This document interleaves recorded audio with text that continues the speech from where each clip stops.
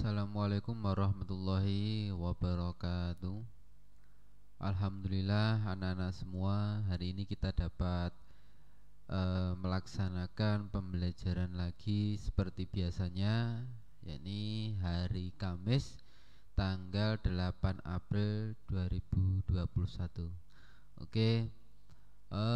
Sebelum kita lanjutkan pembelajarannya, mari kita berdoa terlebih dahulu supaya kita semua diberikan kemudahan dan kelancaran, ya. Berdoa, mulai.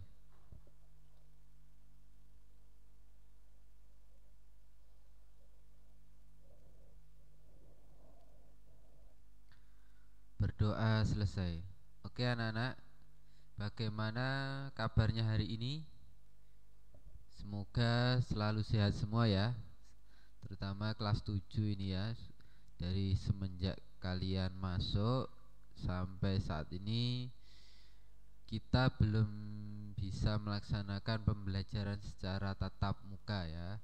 Dan semoga saja tahun ajaran baru nanti kita bisa segera melaksanakan pembelajaran tatap muka ya. Jangan lupa selalu jaga kondisi badan kalian, selalu jaga kesehatan supaya kita dapat beraktivitas seperti biasanya. Oke, sudah siap dengan pembelajaran hari ini? Semoga selalu siap ya. Oke, kita masih melanjutkan pada pertemuan minggu lalu, yaitu bab 4. Ini karena materi bab 4 itu sangat banyak sekali dan materinya lumayan padat seperti itu. Jadi saya harapkan kalian harus menyimak dan jangan lupa untuk presensi ya, baik lewat komen Facebook ataupun link yang sudah disediakan oleh Bapak atau Ibu guru. Oke. Bagi yang belum presensi, silahkan presensi ya. Semoga hari ini kita dapat lancar seperti itu. Kita lanjutkan pada pertemuan bab 4 hari ini. Yang akan kita bahas yaitu seputar jenis-jenis manusia purba yang ada di Indonesia. Nah, ini materi yang cukup menarik bagi saya, karena yang kita bahas hari ini adalah seputar bisa dikatakan nenek moyang kita dulu ya, seperti itu. Tapi ini perlu kalian pahami, ini nanti ada beberapa penjelasan yang mungkin kalian belum pahami, bisa kalian tanyakan ya. Oke, kita lanjutkan. Yang A, yakni jenis-jenis manusia purba di Indonesia. Nah, ini jenis-jenisnya. Kurang lebih di Indonesia ada 8 jenis manusia purba ya.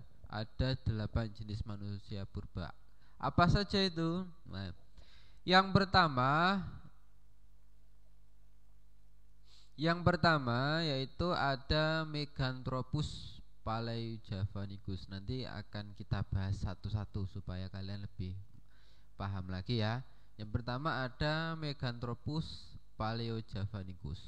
Yang kedua ada Pithecanthropus mojokertensis. Ini namanya agak sulit-sulit ya. Namanya agak sulit-sulit. Yang ketiga ada Pithecanthropus erectus. Yang keempat ada Pithecanthropus soloensis. Yang kelima ada Homo wajagensis. Yang keenam Homo florensiensis. Yang ketujuh ada Homo soloensis. Yang selanjutnya yang terakhir ada Homo sapiens. Nanti akan kita bahas satu-satu. Silahkan dicermati. Silahkan dipersiapkan alat tulisnya ya. Kalian catat yang menurut kalian penting.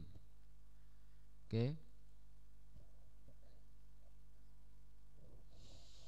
Yang pertama yaitu ada Meganthropus palaeojavanicus.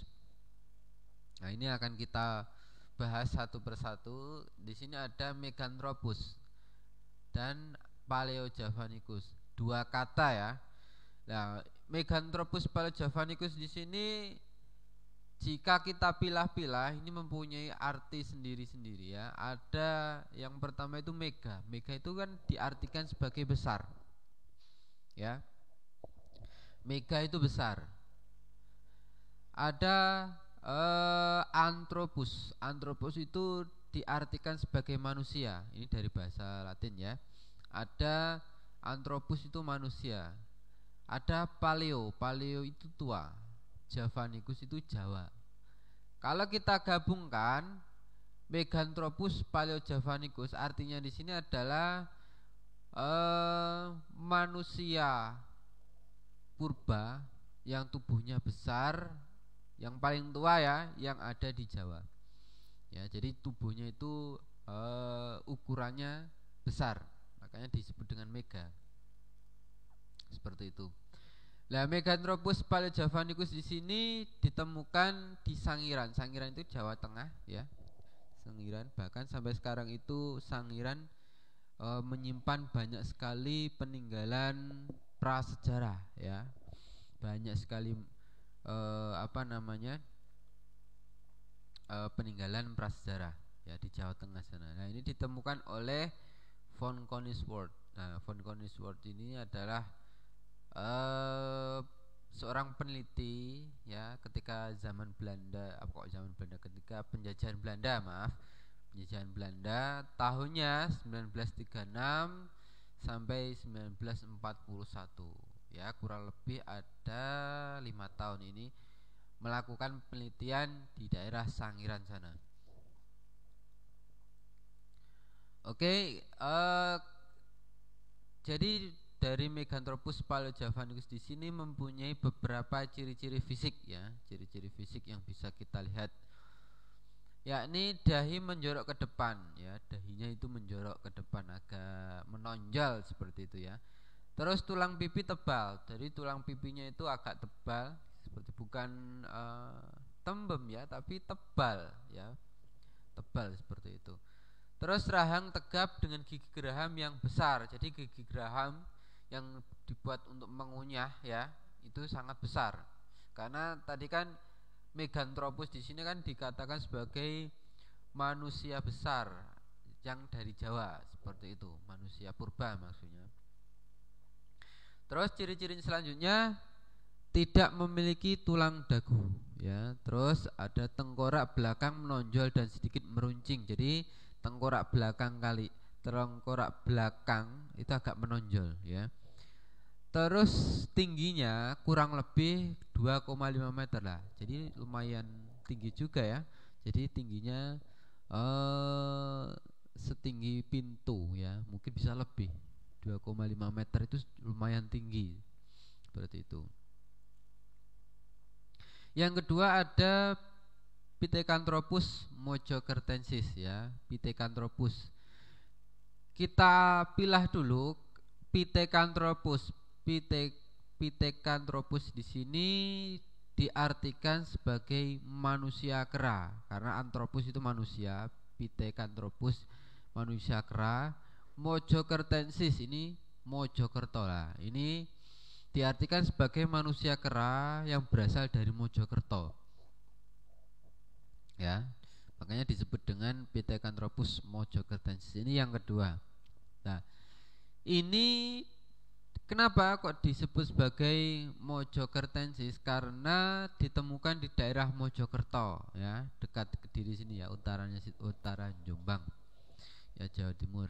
Makanya dinamai dengan mojokertensis ya, supaya mudah untuk mengingatnya, seperti itu. Nah, kemudian fosil ini atau Pithecanthropus mojokertensis di sini ditemukan oleh von Koningswort. Jadi sama ya, sama penemunya itu sama, von Koningswort ya. Ini pada tahun 1936 sebelum kemerdekaan, seperti itu. Nah, ini contohnya, ini ilustrasi saja ya. Dulu apakah seperti ini kehidupan manusia purba? Lah, ini hanya ilustrasi saja. Ilustrasi itu gambar apa ya? yang menggambarkan kehidupan manusia purba ketika itu. Jadi hanya ilustrasi atau istilahnya kemungkinan seperti ini itu ya. Terus yang ketiga, manusia purba yang ketiga yaitu Pithecanthropus erectus. Nah, seperti yang kita tahu tadi, Pithecanthropus di sini diartikan sebagai manusia kera ya. Pithecanthropus itu manusia kera, kemudian ada erectus. Erectus di sini artinya berbadan tegak. Jadi sudah berdiri ya. Kalau manusia purba zaman dulu ada yang sedikit apa namanya ya, mungkin kurang tegap. Nah, tapi kalau Pithecanthropus erectus di sini sudah badannya itu sudah tegap seperti itu ya. Kemudian Pithecanthropus di sini ditemukan oleh Igonodobis ya, Igonodobis ini pada tahun 1891. Ini tahun yang cukup awal juga ya untuk penemuan manusia purba seperti itu. Ini ditemukan di lembah Bengawan Solo ya. Bengawan Solo itu ada di Jawa Tengah ya. Ini merupakan sungai yang terpanjang di Pulau Jawa ya, Bengawan Solo. Seperti itu. Nah, ini contoh, ini tulangnya, ini ada tulangnya ya. Ini dari Pithecanthropus erectus tadi. Selanjutnya, yang keempat di sini ada Pithecanthropus soloensis ya, sama sebenarnya. Yang membedakan itu adalah tempat ditemukannya ya, tempat ditemukannya. Kalau Pithecanthropus ini manusia kera ya, tapi ada kalau soloensis di sini adalah berasal dari Solo. Jadi yang membedakan ini hanya tempat ditemukannya. Ya. Terus Pithecanthropus soloensis di sini ditemukan oleh von Koningswort lagi. Nah, ini cukup peneliti ini cukup lumayan banyak ya menemukan tulang belulang dari manusia purba yang ada di Indonesia ya. Ini ditemukan oleh von Koningswort dan teman-temannya pada tahun 1931 di desa Ngandong ya, Jawa Tengah. Ya, Jawa Tengah seperti itu. Selanjutnya ada Homo wajakensis. Nah, wajakensis. Nah, ini kan berbeda ya, kalau jenis Homo wajakensis di sini manusia purba yang sudah modern, artinya sudah lebih maju dari sebelumnya ya. Homo wajakensis di sini diartikan sebagai manusia yang sudah ya, manusia purba dari Wajak Tulungagung di sini ya. Ditemukan di desa Wajak, Jawa Timur oleh Van Riskoten pada tahun 1889. Seperti itu ya. Nah, ini contohnya dari apa, tengkoraknya ini sudah lumayan sempurna ya, sudah lumayan bagus. Yang keenam kemudian ada Homo florensias. Ini agak berbeda dengan jenis manusia purba yang lain karena ukurannya ini sangat kecil. Nah, makanya Homo florensias di sini ada yang mengatakan manusia kerdil ya, seperti hobbit seperti itu, karena ukurannya sangat kecil sekali. Kemudian fosilnya ini ditemukan di daerah Flores ya, di NTT sana oleh Peter Brown. Ini masih terbaru ini ya, 2002-2003 tahunnya. Ini masih lumayan baru seperti itu. Nah, ini ciri fisik dari Homo florensias ini berbeda dengan yang lain ya. Tingginya hanya 105 cm ya, hanya kemungkinan hanya 1 meter saja ini. Ini sangat kecil. Dan ini berbeda dengan manusia purba yang lain yang ukurannya relatif lebih besar atau di atasnya. Terus memiliki dahi yang kecil dan tidak menonjol. Dahinya kecil ya dan tidak menonjol. Terus yang ketiga, tulang tengkoraknya kecil sementara tulang rahangnya menonjol. Tulang rahang itu ya mulut itu lah ya, tulang yang menggerakkan mulut ini namanya tulang rahang seperti itu. Nah, ini contohnya, ini hanya ilustrasi saja ya. Saya ulangi, ini hanya ilustrasi saja, gambaran saja. Apakah dulu seperti inilah? Ini gambaran dari para peneliti seperti itu ya. Yang ketujuh ada Homo solensis. Homo solensis artinya di sini adalah manusia dari Solo, manusia purba ya, maksudnya manusia purba dari Solo. Ditemukan oleh von Koningswerd lagi ya. Jadi sangat berjasa sekali ini von Koningswerd. Tahun 1931 di Sangiran lagi ya. Di Sangiran memang sangat banyak sekali ditemukan manusia purba sampai sekarang ini ya. Ini contohnya, ini tulang, ini apa ini ya, ini hanya batok kepala atau istilahnya tengkorak bagian atasnya saja ini yang ditemukan. Seperti itu. Yang terakhir ini ada Homo sapiens. Ya, terakhir ada Homo sapiens. Homo sapiens ini diartikan sebagai manusia cerdas atau bijaksana. Jadi sudah lebih maju lagi ini dari sebelumnya ya. Jadi sudah pemikirannya mungkin sudah lebih kompleks daripada sebelumnya. Kemudian fosil dari Homo sapiens ini ditemukan oleh von Koningswerd lagi dan teman-temannya pada tahun 1931 sampai 1934, kurang lebih 3 tahun ya. Seperti itu. Ini contohnya, ilustrasi ya, ini hanya ilustrasi saja. Oke, kira-kira itu saja ya anak-anak kelas 7 yang bisa saya sampaikan. Mungkin kalau ada kurang lebihnya mohon maaf. Saya akhiri dulu, sekian, wassalamualaikum warahmatullahi wabarakatuh.